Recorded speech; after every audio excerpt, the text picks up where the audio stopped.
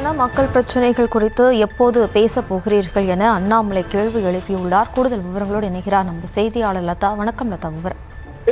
வணக்கம்.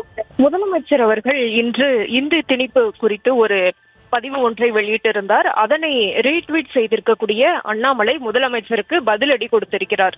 முக்கியமாக முதலமைச்சர் வெளியிட்டிருக்கும் அந்த பதிவில் பாஜக அரசின் இந்தி திணிப்பு நுழைவு வாயிலேயே நுழையாத பெயர் என்று குறிப்பிட்டு அந்த பதிவை வெளியிட்டிருந்தார். முக்கியமாக இந்தி திணிப்பு வெறியில் எல்லை மீறி சென்று கொண்டிருக்கிறது பாஜக என்றும், மொழி ஒன்று வரி வடிவம் 3 எனும் வகையில் இந்தி பெயரை தமிழ் ஆங்கிலத்திலும் எழுதி வைக்கும் இழிவான இந்தி திணிப்பு செயலில் இறங்கியுள்ளது பாஜக அரசு என்று குறிப்பிட்டு முதலமைச்சர் அந்த பதிவை வெளியிட்டிருந்தார். மேலும் பல்வேறு எந்தெந்த இடங்களில் எல்லாம் இந்தி எழுதப்பட்டிருக்கிறது என்பதை பட்டியலை எல்லாம் குறிப்பிட்டு அவர் வெளியிட்டிருந்தார். எனவே இதனை ரீட்வீட் செய்திருக்கக்கூடிய அண்ணாமலை முதலமைச்சரை நோக்கி கேள்விகளை முன்வைத்திருக்கிறார். மாண்புமிகு முதலமைச்சர் அவர்களே, எப்போதெல்லாம் சட்டம் ஒழுங்கு சீர்கெட்டு நீதிமன்றங்களில் கொட்டு வாங்கி செய்யும் ஊழல் எல்லாம் வெளியே வந்து பொதுமக்கள் மத்தியில் திமுகவுக்கு எதிரான கடும் எதிர்ப்பு எழுகிறதோ அப்போதெல்லாம் அறிவாலயத்தில் உள்ள ஒரு பழைய தகர பெட்டியை திறந்து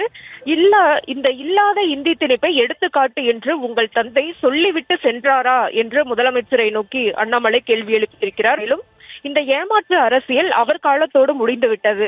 இனியும் இந்த புளித்து போன காமெடி செய்து கொண்டிருக்காமல் நீங்கள் ஆட்சிக்கு வந்த நாளிலிருந்து பெருகி இருக்கும் ஊழல், கொலை, கொள்ளை, பாலியல் குற்றங்கள், போதைப் பொருள் புழக்கம் என உண்மையான மக்கள் பிரச்சனைகள் குறித்து எப்போது பேச போகிறீர்கள் என்றும் முதலமைச்சரை நோக்கி அண்ணாமலை குறிப்பிட்டிருக்கிறார். விவரங்களுக்கு நன்றி லதா.